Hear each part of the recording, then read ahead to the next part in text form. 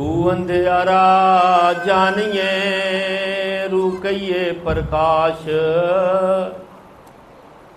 मिटे अंधियारे ज्ञान दे गुरु नाम है ताश। गुरुर ब्रह्मा गुरुर्विष्णु गुरुर्देवो महेश्वरा, गुरुर साक्षात परम ब्रह्म तस्मै श्री गुरुदेव नमः। ध्यान मूलम गुरु मूर्ति, पूजा मूलम गुरुपदम, मंत्र मूलम गुरु वाक्यम, मोक्ष मूलम गुरु कृपा। ओम। गद्दी पर विराजमान संत जन के श्री चरणों में कोटि कोटि नमन करता हूँ और नमन करता हूँ सारी संगत के श्री चरणों में, जो कि सुबह से इस पावन दरबार की शोभा बनाकर बैठे हुए हैं और बापू श्रद्धाराम जी के इस प्रकाश उत्सव से अपने जीवन को, अपने जीवन की घड़ियाँ को सुखी कर अपने जीवन की घड़ियाँ को समृद्ध कर रहे हैं। आज हम बापू श्रद्धाराम जी महाराज जी का पावन 138वां प्रकाश उत्सव मना रहे हैं।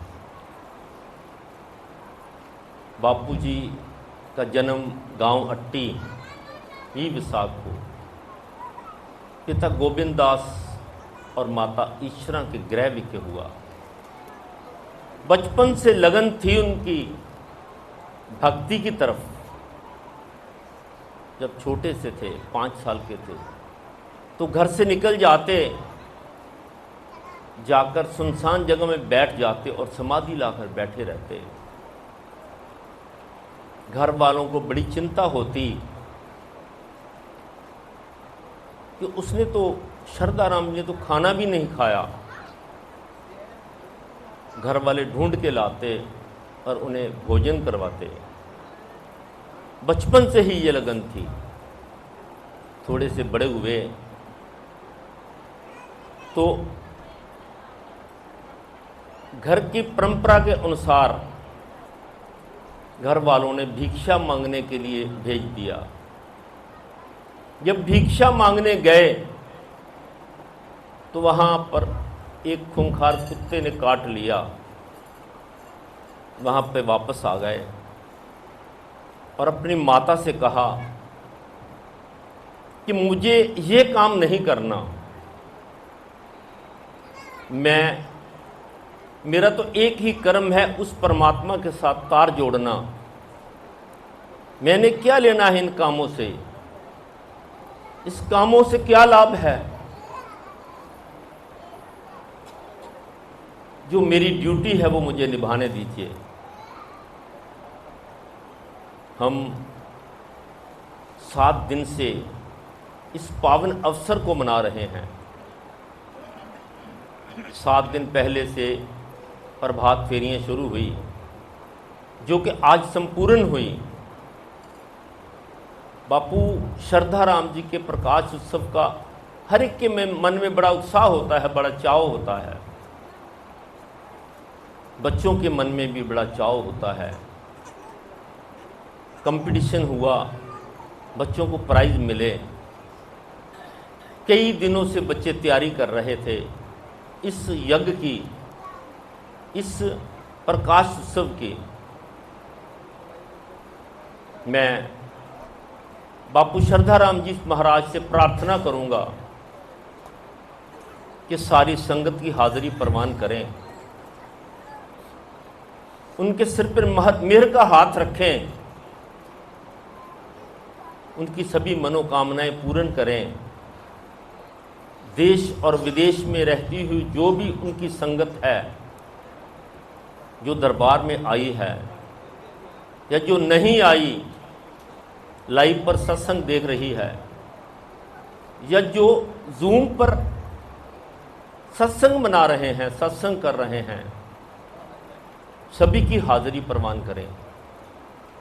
जाने अनजाने को गलती हो गई तो क्षमा कर दें, क्योंकि हम आपके बच्चे हैं, न समझ हैं, अनभोल हैं।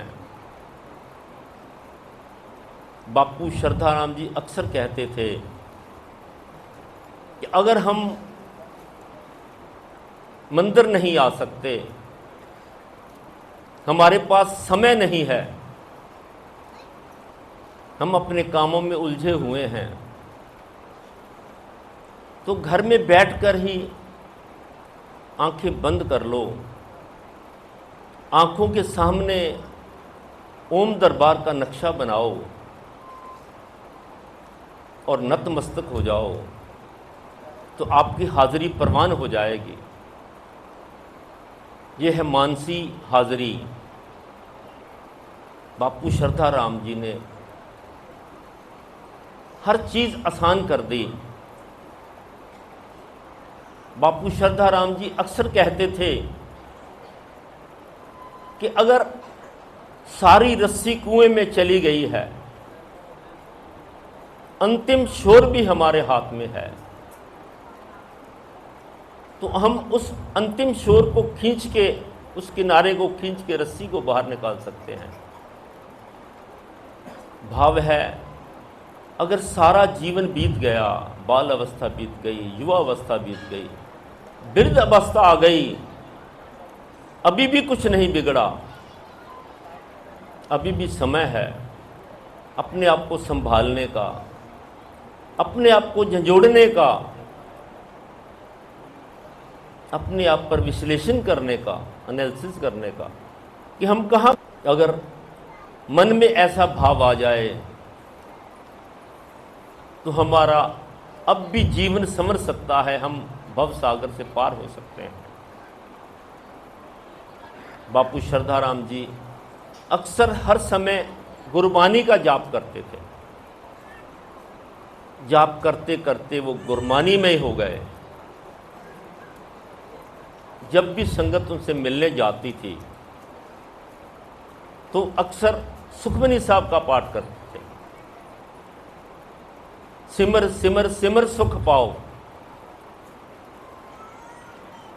धन गुरु अर्जन देव जी महाराज जी ने सुखमनी साहब की रचना करके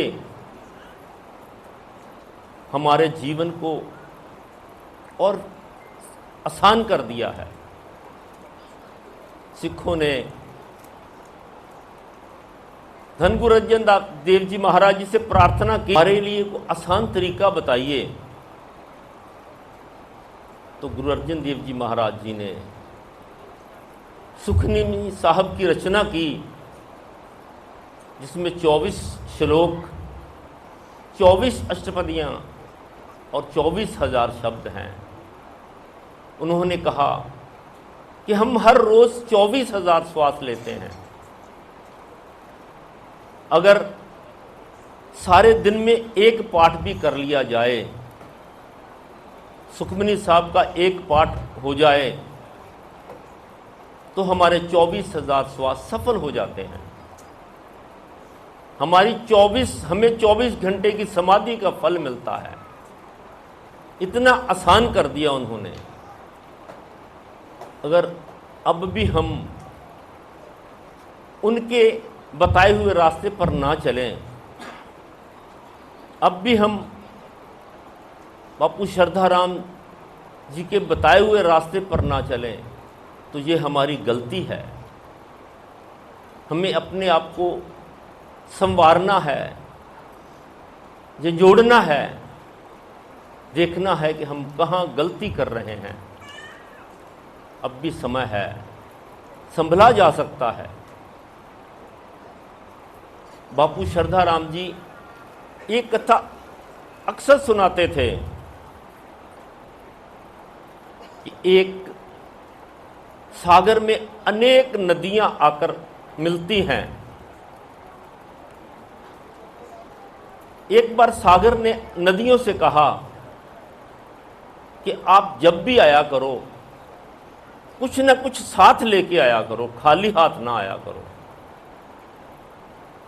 समय बीता, सभी नदियां जो भी आसपास था वो साथ लेकर समुद्र में आने लगी। लेकिन एक नदी फिर भी खाली हाथ आती थी। एक दिन सागर ने पूछा, भाई सब नदियां कुछ ना कुछ तो लेकर आती हैं, पर लेकिन तुम खाली क्यों आते हो? तो उस नदी ने कहा कि मेरे किनारों पर बैंत के वृक्ष लगे हुए हैं, मैं जितने भी वेग से चलती हूं वो जो दरख्त हैं, जो पेड़ हैं, वो झुक जाते हैं, मैं उनका कुछ भी बिगाड़ नहीं सकती।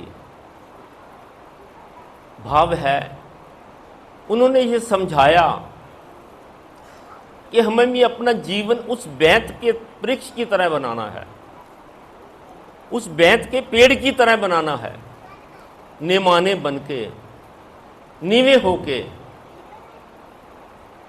बापू हर भगवान जी अक्सर समझाते थे कि जो इस दरबार में निमाना होके आता है सब कुछ पा जाता है, लेकिन जो अकड़ जाता है अकड़ा ही रह जाता है। हमें उस प्रभु के, उस मालिक के, उस गुरु के हुक्म के अनुसार चलना है। जीवन कम है, श्वास गिनती के हैं, अगर अब भी हमने उसका लाभ ना लिया तो कब लेंगे? बापू श्रद्धाराम जी कहते थे, अगर हम नाम का सिमरन करेंगे, सेवा करेंगे, सत्संग करेंगे और अपने जीवन की घड़ियों को सफल कर लेंगे, ये जन्म हमारा आखिरी जन्म भी हो सकता है। अगर हम उनके कहे अनुसार नहीं चलेंगे, अपने जीवन को सफल नहीं करेंगे, घड़ियां को सार्थक नहीं करेंगे, तो ये जीवन पहला जन्म भी हो सकता है। पता नहीं कब तक इस योनियों में भटकना पड़े, कब तक इस आवागमन के चक्कर में घूमना पड़े। जब जीव जन्म लेता है तो उस मालिक से वादा करके आता है कि मैं धरती पे जाके तेरे नाम का जाप करूंगा, सिमरन करूंगा, सत्संग करूंगा और अपने जीवन की घड़ियां को सार्थक करके इस आवागमन के चक्कर से छूट जाऊंगा। लेकिन जब जीव जन्म लेता है, जैसे जैसे बड़ा होता है, वातावरण ऐसा मिलता है, कल्चर ऐसा मिलता है कि सब कुछ भूल जाता है। उससे मालूम ही नहीं कि उसका उद्देश्य क्या है, वो इस किस काम के लिए धरती पर आया है। जैसे जैसे बड़ा होता है तो माया के चक्कर में पड़ता ही चला जाता है, ऐसा उलझता है कि सारा जीवन इस उलझन में ही गुजार देता है।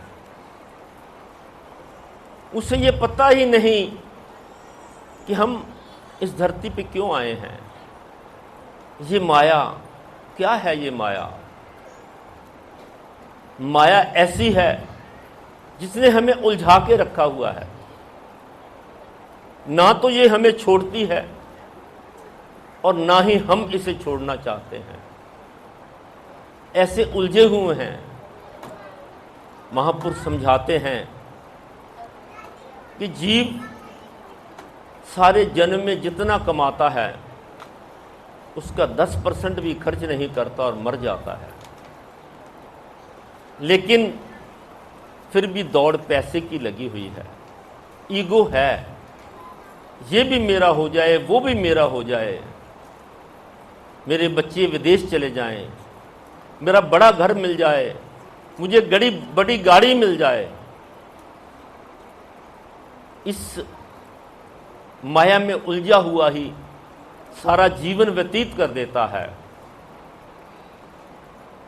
बापू श्रद्धाराम जी यही समझाते हैं कि हम जिस काम के लिए धरती पे आए हैं वो काम करें, यूं ही अपने जीवन को बेकार न करें। ये जीवन की घड़ियां बहुत कीमती हैं, एक एक श्वास गिनती का है जो आहिस्ता आहिस्ता कम होता जा रहा है। अब भी न समझे तो कब समझेंगे। आपने भक्त प्रहलाद की कथा तो सुनी ही होगी। भक्त प्रहलाद के पिता हिरण्यकश्यप, जिसका संहार करने के लिए प्रभु श्री हरि ने नरसिंह अवतार लिया। जब हिरण्यकश्यप का संहार हो गया तो प्रभु का ऐसा विकराल रूप देखकर सभी कांपने लगे, देवता भी कांपने लगे, थर-थर कांपने लगे कि ये प्रभु का कैसा विकराल रूप है, कैसा अद्भुत रूप है। तो नारद मुनि जी ने माता लक्ष्मी से प्रार्थना की कि माता, प्रभु को शांत करो। लेकिन प्रभु शांत नहीं हुए। तो फिर सभी देवताओं ने प्रहलाद से विनती की, प्रहलाद जी आप प्रभु को शांत करो। प्रहलाद ने प्रार्थना की और प्रभु शांत हो गए और अपने चतुर्भुज रूप में आ गए। प्रभु ने पूछा, बेटा मांगो, क्या चाहते हो?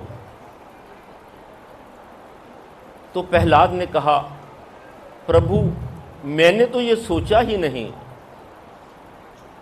मेरे मन तो ये भाव ही नहीं है, मैंने तो इस भाव से भक्ति की ही नहीं, मुझे कुछ नहीं चाहिए। प्रभु ने कहा, नहीं, कुछ तो मांगना पड़ेगा। तो फिर प्रहलाद ने कहा, प्रभु आपके दर्शन हो गए, मुझे आपकी गोद मिल गई, इससे बढ़कर और क्या हो सकता है? प्रभु ने कहा, नहीं बेटा, कुछ ना कुछ तो मांगना पड़ेगा। तो प्रहलाद ने कहा, प्रभु ऐसा करें, मेरे पिता ने आपका बहुत विरोध किया है, बहुत जनता को बहुत यातनाएं दी हैं, आपका बहुत अपमान किया है, कृपया उसे अपने चरणों में स्थान दें। तो प्रभु कहते हैं, जिस घर में तेरे जैसा सदपुत्र जन्म लेता है उसकी 21 कुलें तर जाती हैं। वो तो पहले ही मेरे धाम में जाएंगे, कुछ और मांगो। तो प्रहलाद भक्त कहते हैं, प्रभु मुझे और कुछ नहीं चाहिए। ये है भक्ति की चरम सीमा। भक्ति करनी है लेकिन मन में कोई भाव नहीं है, कोई डिमांड नहीं है, कोई कामना नहीं है। लेकिन आजकल तो अक्सर देखा जाता है, हम भक्ति कम करते हैं, हमारी डिमांड्स बहुत होती हैं। मंदिरों में, गुरुद्वारों में अक्सर लंबी लंबी कतारें लगी होती हैं। कोई भी वहां पर जाकर भक्ति का दान नहीं मांगता। हर कोई यही चाहता है कि मेरा ये काम हो जाए, मेरा वो काम हो जाए, मैं मन्नत मानने के लिए आया हूं, मेरा ये काम हो जाए, मैं ऐसे आऊंगा। या कोई अपनी मन्नत पूरी करने के लिए आया है। कोई प्रभु से प्रभु को नहीं मांगता। रामलाल गोसाई जी अमृतसर वाले अक्सर कहते थे, यहां तो संगत तूड़ी मांगने आती है। तूड़ी से भाव है कि माया ही मांगती है, कोई नाम तो मांगता ही नहीं। नाम की युक्ति को मांगता ही नहीं। अगर किसी ने नाम दान ले लिया है तो वो अभ्यास नहीं करता। अगर अभ्यास करता है तो अभ्यास कम करता है और उसकी डिमांड्स बहुत ज़्यादा होती हैं। महापुरुष यही समझाते हैं, सिमरन करना है, सेवा करनी है, सत्संग करना है। हम सेवा तो करते हैं, लेकिन हमारे मन में ईगो बहुत जल्दी आ जाती है कि मैं ये कर रहा हूं, अगर मैं न करता तो मेरी जगह कौन करता। ऐसा भाव नहीं होना चाहिए। मन में ये भाव होना चाहिए, मुझे तो उस मालिक की कृपा है, मैं उसकी कृपा का पात्र हूं कि मुझे ये मौका मिला है सेवा करने का। एक महिला एक महात्मा जी की बहुत सेवा करती थी। जब भी उनकी कुटिया में जाना, उनके लिए भोजन बनाना, भोजन की व्यवस्था करना, कई बार महापुरुष उसके घर में भी आते थे। उसका छोटा सा घर था, वो बड़ी सेवा करती थी, बड़ा भाव था, बड़ा आनंद आता था उस सेवा करने से। सेवा करते करते समय बीत गया। एक दिन उस महिला ने महात्मा जी से पूछा, गुरुदेव, मैं चाहती हूं कि मैं ऐसे ही स्वर्ग में जाऊं, मैं साथ शरीर स्वर्ग में जाऊं। तो महात्मा जी ने कहा, ऐसा होना संभव नहीं है, ऐसा नहीं हो सकता। तो उस महिला ने कहा, नहीं प्रभु, मुझे तो यही चाहिए। तो महात्मा जी ने कहा, ऐसे करना, कुछ समय के बाद मेरा शरीर शांत हो जाएगा, मुझे प्रभु के पार्षद लेने आएंगे, विमान आएगा, विमान पे बिठाकर मुझे लेके जाएंगे। तो उस विमान का एक सिरा, एक कॉर्नर, एक पहिया कस के पकड़ लेना, छोड़ना नहीं। जैसे ही मैं स्वर्ग जाऊंगा, तुम भी मेरे साथ चली जाना। ऐसा हुआ। कुछ दिनों बाद महात्मा जी का शरीर शांत हो गया और पार्षद आए लेने के लिए प्रभु के। विमान आया। जब विमान जाने लगा तो उसने एक पाया कस के पकड़ लिया और वो भी विमान के साथ ही उड़ने लगी। सभी देख रहे थे, प्रशंसा कर रहे थे, कैसा काम है इस माता का, कैसे अच्छे कर्म हैं, कैसी भक्ति की है इसने, ये महात्मा जी के साथ ही स्वर्ग जा रही है। ऐसा सुनकर, ऐसा देखकर उसके मन में एक ईगो आ गई, मैं यूं नहीं जा रही, इन हाथों से सेवा की है, महात्मा जी की सेवा की है, खाना बना बना के खिलाया है। जैसे ही हाथों की तरफ देखा, पाया छूट गया और जमीन पे धर्म से गिर गई। भाव है कि इंसान, जीव सेवा तो बहुत करता है, लेकिन मन में ईगो आ जाती है और सेवा की हुई नष्ट हो जाती है। बापू श्रद्धाराम जी यही समझाते थे, सेवा करो, निष्काम सेवा, दान दो, एक हाथ से दो, दूसरे हाथ को पता न चले। प्रशंसा करवाने की कोई जरूरत नहीं है। कोई गलती कर दे उसे क्षमा कर दो, क्षमा से बड़ा कोई दान नहीं है। हमें उन महापुरुषों के बताए हुए मार्ग पर चलना है, उनकी राह पर चलना है। अगर हम अपने जीवन की इस घड़ियां को सार्थक करना चाहते हैं हम इस आवागमन के चक्र से छूटना चाहते हैं, जो घड़ियां रह गई हैं उनको सफल करना चाहते हैं, तो हमें अपने आप पर एनालिसिस करना होगा, विश्लेषण करना होगा कि हम कहाँ पर गलती कर रहे हैं, हम कहाँ बैठे हुए हैं। अगर ऐसा करेंगे तो हम अपनी उस गलती को सुधार सकते हैं और आगे से ऐसी गलती ना करें और अपने जीवन को सही दिशा पर ले जाएं। ऐसा पॉसिबल हो सकता है, ऐसा संभव हो सकता है। बापू श्रद्धाराम जी ने सारा जीवन भक्ति की और यही समझाया कि भक्ति करनी है, सिमरन करना है, सेवा करनी है। यही 3 सीढ़ियां हैं उस भाव सागर को पार करने के लिए।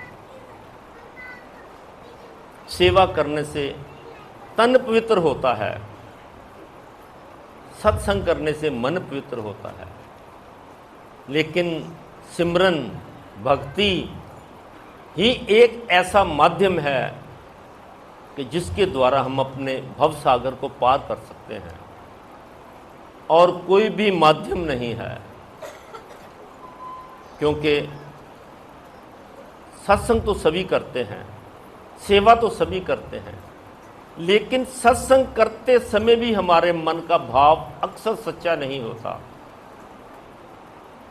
अगर सत्संग करते समय हम जो भी करते हैं या सेवा करते समय मन का ये भाव हो जाए कि हम जो कर रहे हैं उस मालिक की कृपा से कर रहे हैं, उस मालिक के लिए ही कर रहे हैं, लेकिन अक्सर ऐसा नहीं होता। अक्सर हर के मन में भाव ये होता है कि मैं ये कर रहा हूं, मुझे ये फल मिलना चाहिए। अक्सर मन में ये बात आ जाती है, मैं 15 साल से दरबार आ रहा हूं, मैं 20 साल से दरबार आ रहा हूं, मैं 10 साल से दरबार आता हूं, मैं 10 साल से ज्योत जगाता हूं, मैं 10 साल से भक्ति कर रहा हूं, मेरा क्या बना? ये अपने कर्म हैं। अगर कर्म अच्छे होंगे, पिछले जन्मों में हमने अच्छे कर्म किए होंगे, तो उसका फल हमें अच्छा ही मिलेगा। जो कर्म हम कर रहे हैं उसका फल तो आगे जाके मिलना है। इसीलिए हमें बापू श्रद्धाराम जी के बताए हुए मार्ग पर चलना है, भक्ति करनी है, सेवा करनी है और अपने जीवन को सार्थक करना है। मैं बापू श्रद्धाराम जी से ये प्रार्थना करूंगा कि आई हुई सारी संगत की हाजिरी प्रमाण करें, उनके सर पर हाथ रखें, नाम जपने की शक्ति दें, सेवा करने की शक्ति दें, मन में कोई अहंकार ना आए, ऐसी शक्ति दें। आओ अरदास करें। औखी घाटी बिखरा पैंडा, मेरे अंग संग होए सहाय गुरु, सब संगत मिल अरदास करो, मेरे मनो न विसरे। सब संगत मिल अरदास करो, मेरे मनो न विसरे वाहेगुरु। ओम बापू नंदा चौर वाले आपकी सदा जय, शहनशाह झंडे की सदा जय, उच्चिया मंदिरां वालिया बापू जी आपकी सदा। बापू श्रद्धाराम जी महाराज आपकी सदा ही जय। बापू श्रद्धाराम जी महाराज आपकी सदा ही जय। सब संतन की जय, सब संगत की।